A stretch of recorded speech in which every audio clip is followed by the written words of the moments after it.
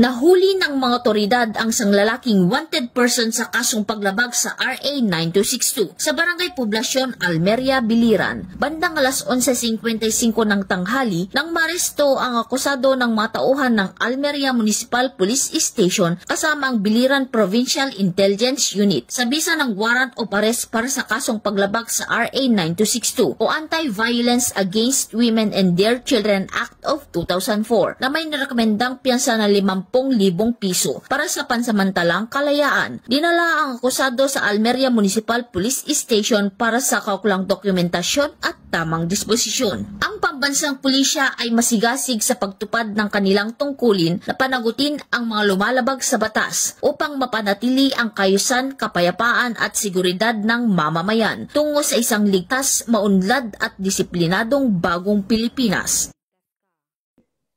Mula dito sa Eastern Visayas, ako ang inyong PNN correspondent, Patrolwoman Palafox, alagad ng batas, tagataguyod ng Balitang Pulis.